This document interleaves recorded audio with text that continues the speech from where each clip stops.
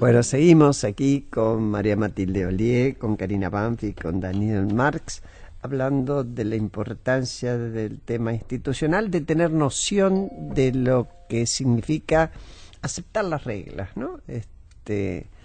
Esto de que citaba María Matilde, acato pero no cumplo, no resulta. No nos resulta mucho. Y encima los argentinos ni siquiera acatamos, siempre estamos discutiendo. Y aplauden a Bombita en Relato Salvaje porque pone una bomba en el que le lleva el auto, ¿no? Hace poquito con una motocicleta pasó algo similar. Se llevaban la motocicleta mal estacionada y el tipo se subió a la camioneta a bajarla y la gente lo aplaudía al transgresor. Bueno, estos son nuestros problemas, pero sigamos porque había quedado pendiente la cuestión de autolimitarse. ¿Qué significa autolimitarse? Y no sé si es mucho pedir, Daniel, pero en el tema de la relación económica, ¿qué significa eso? Porque eso implica no solo la autoridad política, que es la primera, que debería, sino también las autoridades empresariales. Bueno, significa muchísimas cosas. Para empezar, cuando uno tiene una relación comercial, que sea una relación así, transparencia, competencia, decía también eficiencia, es decir, no imponer monopolios, por ejemplo, y no usar la fuerza. En una época las relaciones comerciales entre los países estaban como dictadas o apoyadas por la fuerza más que lo que puede ser un trato comercial más puro. También significa, una institución es la moneda. Significa tratar de darle un valor a ese medio, tanto que sirva, nosotros decimos unidad de cuenta, reserva de valor, y que en consecuencia pueda servir para el desarrollo de las otras actividades. Entonces, yo creo que, digamos, cuando uno entra en estas situaciones es que está autolimitándose. Con la moneda, por ejemplo, hay una autoridad que tiene el poder de emisión. Claro. Pero la autolimitación es que no tiene que abusar y desvasarla, como la llamamos nosotros, y provocar estas otras... ¿Cómo la llaman? Desvasarla, es decir, sacarle la base y provocar las exacciones que vienen atadas con ese... Como consecuencia inevitable. O sea, la economía depende enormemente de las instituciones. Y por eso yo creo que hay otro aspecto que lo mencioné, que es que tendrían que ser eficientes. Voy a usar el ejemplo del semáforo, digamos. Todos decimos, bueno, el semáforo rojo no hay que pasar, pero también las autoridades deberían ver que se arme un tráfico fluido. Si ponemos rojo, pasa verde, y después el otro rojo, y después pasa el otro rojo, y la gente va a empezar a transgredir.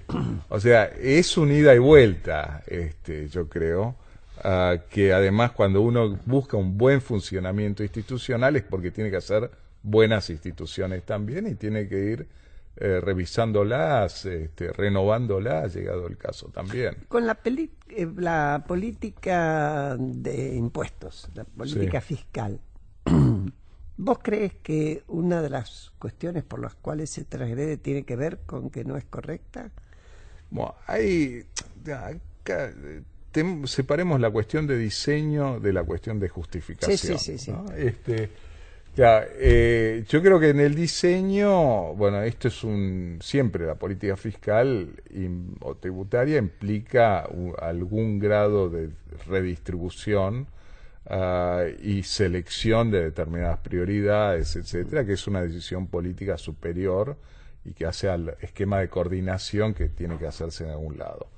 Ahora, yo creo que sí, a veces y más de una vez en Argentina y en otros lados decimos, bueno, pero como está tan mal hecho o me alteraron las cosas, uno se justifica. Claro. Y generamos un círculo vicioso. Entonces decimos, bueno, está mal hecho, me justifico, con lo cual transgredo, al final no tengo nada, tengo un caos y nada funciona como deberíamos como debería ser. Entonces, yo creo que por eso hay un quid pro quo acá, pero no hay que, digamos, exagerar en justificar una cosa en función de otra falencia. Vos querías preguntar algo, Pablo. Yo quería, que va en línea con lo que dice Daniel, ¿cómo es la dinámica, los vasos comunicantes entre esta sociedad civil y estas élites dirigenciales para este fortalecimiento institucional, ¿no? ¿Cómo es, por ejemplo, cómo se imaginan por lo menos que debería ser esta comunidad de ciudadanos organizados, por ejemplo? Mira, es una relación...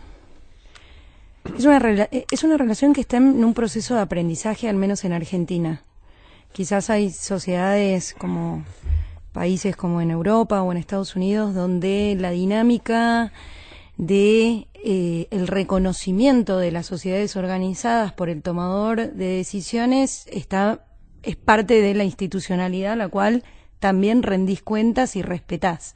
En Argentina, lamentablemente, también por las crisis, ¿no? Siempre funciona la crisis económica como excusa para quizás concentrar el poder en el liderazgo salvador, ¿no?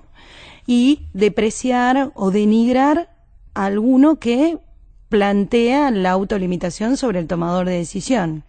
Y ese es el rol muchas veces de estos grupos, quizás grupos de interés, ¿no? Porque se definen estas agrupaciones sociales de diferentes maneras, y creo que es una construcción que es necesaria y yo lo hablo desde Cambiemos. Cuando Cambiemos plantea una manera de hacer política distinta, plantea una base desde el diálogo, y en ese sentido tiene que dar una apertura a ciertos sectores y vínculos que son referentes de la opinión pública, que te incitan al autolímite, ¿no? Y creo que esa palabra para mí es clave en términos cuando nosotros planteamos una nueva manera de hacer política desde los funcionarios públicos a partir de la integridad. ¿Qué significa el concepto de la integridad que hablan los multilateralismos? Que todos piden que seamos probos, y en realidad cuando nosotros estamos, y esto lo asocio rápidamente y casi imprudentemente porque no soy una especialista en economía, pero cuando hablamos de un déficit cero y cuando hablamos de generar o bajar el gasto público, tiene que ver también con un autolímite del tomador de decisión, en donde nosotros nos encontramos permanentemente con actores políticos que te dicen: sin plata no se puede hacer política. Y justamente hoy nosotros estamos trabajando en el Congreso una ley de financiamiento de campañas políticas, porque lo que estamos revisando es cómo nos tenemos que autolimitar y cuál es la verdadera necesidad en términos de costos de lo que representa la instalación de ideas, de propuestas, de pensar también cómo se generan este espacio que es el tomador de decisión como un representante de esa sociedad organizada que te demanda una evolución en la traducción de políticas públicas para tener una mejor calidad de vida, ¿no? Sí, yo igual quiero agregarle una dimensión que es la... No sé si es correcto mi análisis económico. Sí, yendo a la pregunta también, quiero agregarle otra dimensión que creo que no tenemos que olvidar, que es la legitimidad o legitimización de la organización y las instituciones. Entonces, la interacción entre el liderazgo y el resto de la sociedad pasa mucho por eso, qué se reconoce como legítimo, como manera de organizarse, y la entelequia que uno genera a través de una institución que a su vez tiene ramificaciones fundamentales, pero hacen a la conducta de cada uno, cómo ésta se coordina y se transforma en cosas que sirven para todos, pero tiene que tener legitimidad. ¿Y en qué sentido? Dale. No, yo, con este tema de la autolimitación también, ¿no? En el sentido, y un poco lo que estábamos diciendo acá, de estas crisis recurrentes, es como que Argentina vive un estado de excepción. En el estado de excepción, las instituciones importan poco, porque la gente dice, bueno, hay que salir de acá. Se sale. ¿Quién saca el liderazgo? Entonces, vuelvo a la autolimitación. Cuando a Néstor Kirchner, con la economía crecía al 9% anual, tenía leyes de emergencia. El Congreso le aprobaba una cantidad delegó una cantidad de facultades en el Ejecutivo que no tenían ningún sentido en una economía que está creciendo al 9%. Entonces, ahora va para Daniel, la reflexión y la pregunta. Para que un presidente se autolimite, respete reglas, no abuse, porque en un hiperpresidencialismo el presidente tiene montones de instrumentos. ¿Va a utilizar los DNU? ¿No los va a utilizar? ¿Conviene que los utilice? Etcétera. Bueno, los tiene, bueno, los usa. Bueno, usás 2, 3, 95 usos en 4 años de los DNU, es como un exceso, digamos. Volviendo al presidente que hablábamos recién. Sobre todo teniendo mayoría en el Congreso y teniendo una economía floreciente. Entonces, porque ahí está el punto. Un presidente, para autolimitarse y ayudar a construir conductas institucionales, tiene que tener una buena situación económica. A mí me parece que una economía que está funcionando mal o en crisis es muy difícil para un presidente poder... tiene poco poder ya, y encima autolimitarse en el poco poder que tiene. Entonces esto es un problema. No, yo creo que es cierto, en situaciones de emergencia uno tiende a fortalecer determinadas tomas de decisiones, pero las situaciones de emergencia en general tienen que ser contadas. O sea, muchas veces yo creo que la debilidad y quizás la exageración y hasta cuando uno concentra decisiones pueden ser buenas o pueden ser malas, y la experiencia, por lo menos para mí, yo prefiero que se equivoque algo relativamente difuso a tener a alguien que sea el salvador, entre comillas, llevándonos a un desastre. Entonces, yo creo que acá, volviendo a tu punto, es la excepción que uno tendría que ver en casos de emergencia. Y las sociedades fuertes funcionan de manera que son mucho menos vulnerables. Cuando son mucho menos vulnerables, tendrán mucho menos emergencias. Entonces, y menos liderazgo salvador. Exactamente. ¿No? Ahora, fíjate vos que yo leía los otros días que en España se juntaron Felipe González y Aznar, que entre los dos creo que gobernaron como 22 años, sumando los años de uno y de otro, España, para simbólicamente pedir por el fortalecimiento de la Constitución, ¿no? Entonces, uno dice, no aparecería o que tuvieran problemas en España con el tema de las instituciones desde que se recuperó la democracia, bueno, después de la muerte de Franco, etcétera, y sin embargo, ante la excusa del separatismo catalán, sienten que tiembla también. Hay en este momento en distintos lugares sensaciones de cambio que tocan las instituciones. ¿Ustedes perciben que haya modificaciones que estén tocando en lugares o en países donde antes no se los oponía, ¿no? Porque bueno, acá reiteradamente hemos tenido interrupciones de gobierno, es decir, llevarse por delante las instituciones era común. En otro lado no, sin embargo, hay como una demanda de algo simbólico. ¿Es esta famosa globalización y sus cambios lo que está produciendo esto, o simplemente es una circunstancia para ustedes? No, yo no, no sé si entiendo bien, pero yo no sé si la reunión pública y simbólica de Aznar y Felipe González no responde a un tema bien puntual, que es la sensación o el sentimiento de una amenaza no muy grave, pero bueno, es como la necesidad quizás de, con el menor nivel de conflicto posible, calmar y mandar un mensaje a los catalanes que no están de acuerdo, que no son separatistas, y bueno, y quizás una forma desde el Estado y desde las máximas de autoridades, reforzar. Claro, si no sé en otros lados, si no hay una razón, la política se mueve por razones muy concretas. No, claro. no. Cuando hablaban Yo creo que lo Dale. de la globalización me dejó pensando en particular. Yo creo que digamos, después de la Segunda Guerra Mundial, con sus altibajos y todo, se decidió tratar de construir la paz con algunas instituciones, digamos, Naciones Unidas, la Organización Mundial de Comercio, etcétera. Y eso buscaba generar algún mecanismo de entendimiento, y uno puede decir como institucional supranacional, pero que tratara de disminuir digamos, competencias nacionalistas, con sus pros y contras. Lo cierto es que hoy eso está más cuestionado.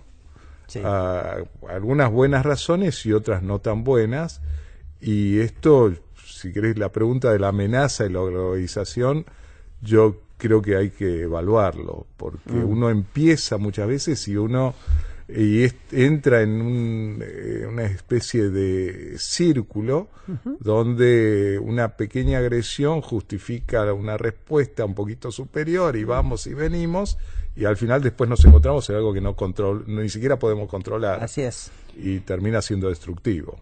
Sí, y a mí como aporte, ¿no? Me parece que la globalización está muy asociada a la comunicación y a la información. Mucho. Y eso también genera muchas veces una banalización con respecto al concepto o a la idea de la institucionalización. Ayer veíamos, por ejemplo, a diputadas de la oposición del Congreso argentino en un Congreso mundial, que fueron en un viaje, en una misión oficial, en representación de todo el Congreso, en donde interceptan al presidente Putin en Rusia, y dicen que en Argentina denuncian y se dedicaron a denunciar la falta de Estado de Derecho en la Argentina, ¿no? Y la violación a todas las instituciones, en una persecución de parte de la justicia sobre la política, obviamente defendiendo a Cristina de Kirchner. Entonces, en un marco internacional que por lo menos hasta ahora no sabemos qué repercusión internacional tiene, pero sí tiene una repercusión nacional bastante grave, al menos en la rendición de cuenta de cuál es nuestro rol cuando vamos en un viaje de misión oficial. Yo soy de Relaciones Exteriores, así que viajo mucho representando al país y al Congreso de la Nación por el mundo, y con otros compañeros de la oposición, y todos tenemos un comportamiento realmente ejemplar y muy distinto a lo que uno puede ver en la trinchera del recinto, ¿no? Que a veces da pavor. Pero creo que hay que tener cuidado sobre esa banalización, principalmente por lo que ha ocasionado en términos del fortalecimiento de las instituciones o la globalización como espacio de réplicas, ¿no? De malas prácticas, como lo que ha sido el populismo de la última década en Latinoamérica. Y creo que las consecuencias sobre eso, yo hago un planteo casi como un disparador, y me encantaría que se aboque a estudiar el mundo esta situación. Nosotros, y yo lo planteo mucho en los multilaterales de Washington hace muchos años, donde yo planteaba y decía, miren, se ha escrito muchísimo y Argentina ha tenido un rol inédito de cómo salir de la dictadura a la democracia. ¿Qué es lo que hay que hacer? ¿Qué es lo que sucede? La experiencia argentina. Pero sabemos poco de cómo se sale del populismo a la institucionalidad.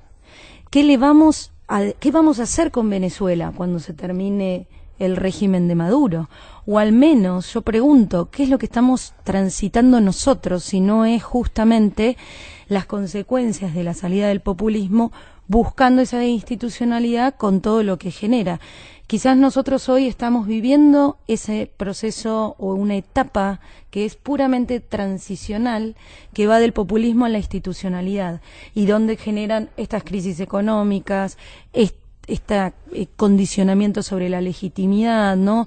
Ese análisis creo que todavía en los escritorios falta, ¿no? En los análisis de laboratorios sociales y políticos falta, y quizás estamos transitando y viviendo ese recorrido que es necesario estudiarlo. Y siguiendo la mirada hacia el mundo de Graciela, ¿cómo interpretan este pasaje, esta transición en Estados Unidos, y muy tomada también por la situación económica del pasaje de Obama hacia la administración Trump. Excelente. Me toca a mí, no, pero yo no soy experta en relaciones internacionales. Voy a... no monopolizar. Sí, yo quiero hacer una... Me parece muy interesante el planteo de Karina, pero hay que tener mucho cuidado, porque eso supone que Argentina tuvo una institucionalidad que funcionó fantástico, y después apareció el monstruo populista y derrumbó todo. Entonces hay que hacer... No, pues sí, pues el autoritarismo fue un monstruo. La transición del autoritarismo a la democracia es la transición de un régimen a otro. Claramente diferente. No es lo mismo. Si el populismo es un régimen político en sí mismo, hay que discutirlo, digamos. No es claro para mí que lo sea. Creo que tiene aspectos en los que avanza la democracia y aspectos en los que retrocede la democracia con el populismo, y hay que ver cuáles son. Pero el riesgo de plantearlo tipo grieta en el caso de la Argentina, que es un país en el cual aquellos que no participan, el populismo ya es peronismo en la Argentina, para no hablar con eufemismos, aquellos que no fueron peronistas, no es que crearon una Argentina maravillosa y entonces un día vino el populismo y destruyó esa Argentina. No es así. Hay rasgos de populismo. Entonces no hay ninguna transición que hacer. Lo que hay que hacer es construir un país sobre la base de las instituciones en la cual van a participar el peronismo, el radicalismo, la izquierda, los liberales, los conservadores. Porque si no, yo estoy muy... Y los que me conocen acá, y Graciela y Pablo me conocen bien, nunca fui kirchnerista. Del minuto cero, no tuve ninguna simpatía del minuto cero. O sea, lo puedo decir con total tranquilidad esto que estoy diciendo. O sea, no siento que, bueno, entonces, claro, vos, porque... No. Lo digo porque yo creo que esa es la experiencia argentina, y no solamente argentina, es latinoamericana. Entonces, hay que tener cuidado con que nosotros crear una grieta, nosotros en nuestro discurso, pensando que hay que hacer una transición de algo que se llama populismo. No hay que hacer una transición. Hay que hacer una transición, si es que hay que hacer una transición, o hay que hacer cambios para reforzar la institucionalidad. Porque el problema que yo creo, Karina, es que vos tenés que construir una Argentina institucional con todos los sectores políticos y con todos los sectores sociales. Y los sectores sociales, la mayoría, son peronistas. Son peronistas porque sienten y han sentido históricamente que el peronismo es la fuerza política que más ha atendido a su bienestar. Podemos discutir si fue así, no importa, es el sentimiento mayoritario del votante peronista de los sectores populares. Entonces, cualquier yo creo que las élites tienen un rol fundamental también. Dicho esto, también voy a decir que creo que las élites tienen un rol fundamental. Y son altamente responsables por la construcción de las instituciones y el respeto a las instituciones. Mucho más que la persona que no tiene para comer, que no puede estar pensando en las instituciones, lo que estamos discutiendo acá, porque tiene que saber cómo come mañana. Entonces eso no puede dejar de tenerse en cuenta. Entonces, en ese sentido, las élites tienen un rol muy importante. Pero, insisto con esto, la construcción de instituciones fuertes en la Argentina se tiene que hacer desde la Argentina que tenemos. Esa es la sensación que yo tengo. Una cosa importante, yo no coincido en que hablar de populismo es hablar del peronismo, principalmente porque nosotros convivimos con un peronismo. La oposición hoy tiene una fragmentación de distintos peronismos, en donde yo no te diría Urtubey no sería peronista, porque obviamente yo no considero que Urtubey o Uñac puedan ser populistas, por ejemplo, y son peronistas. O Pichetto. Pichetto es un tipo donde vos te sentás y con ciertos conceptos distintos, porque sí, la conceptualización con respecto al enfoque de algunos institutos que tiene el peronismo quizás no son los mismos que el liberalismo, y ahí está la diferencia, pero puede haber objetivos en común. Yo entiendo el populismo en términos generales. Por ejemplo, Trump, digo, el populismo no es ni de derecha ni de izquierda. Trump no, claro. Puede ser de derecha o de izquierda. El populismo tiene que ver, me parece a mí, con justamente ciertas características de dominación de determinados y otros institutos que son necesarios para preservar el poder. Uno de ellos todo el sistema de información y de comunicación. Es una característica que une a todos los gobiernos populistas que nosotros conocemos, tanto el de Correa como el de Maduro, Chávez en su momento y el propio de Trump, ¿no? La denigración a la información y a la transversalidad de la comunicación. En ese sentido no tiene que ver para mí con el peronismo, y sí coincido por supuesto que los partidos políticos, como otra característica de la institucionalidad, es lo que tenemos que fortalecer, y que sin duda el populismo los ha degradado, ¿no? Y yo quiero en Venezuela es el caso más característico de la degradación de los partidos políticos. El populismo, ¿qué es el populismo? Hay una discusión en la literatura impresionante. A la última es el ideal approach, o sea, bueno, o sea, hay de todo, o sea, esos son, si es un estilo, son estrategias, es un tipo de Estado, un tipo de gobierno, hay por eso. mucha discusión, pero yo voy a poner una pica en Flandes. Si el peronismo se une y el año que viene va unido, es muy probable que el dilema de la Argentina sea peronismo-antiperonismo. Eso significa que siga habiendo una visión de que el campo peronista es el populista y el que no es peronista es el campo que no es populista. Bueno, yo creo que... A mí me cuesta esa... No, a mí personalmente, no sé, me cuesta hacer ese sinónimo, digamos, peronismo, populismo. Pero hay algunos sí, otros no, pero está cruzado por varios lados. Es cierto, yo también creo que no es tan terminante, o que no es exclusivamente terminante. Por lo menos en política lo es. Sí, se tiende, es cierto, pero lamentablemente no podemos seguir. Yo ya sé que terminamos y vamos a tener que hablar. El populismo. No, y sí, que es el populismo, ya es un desafío. Sí, ya así veo. es. Ya veo, ya anotamos para adelante. Perdón. Bueno, no, está bien. Destapaste toda una olla. Abrí la caja de Pandora, sí, que estaba cerradita. Bueno, yo les agradezco a ustedes que hayan venido, María Matilde Ollier, Karina Banfi, Daniel Marx, y a los que nos estuvieron escuchando atentamente. Y les digo que terminen muy bien esta tarde de domingo, y será hasta el próximo domingo. Quédense en el dial. Gustavo Mura sigue después con La Otra Mirada, y vale la pena.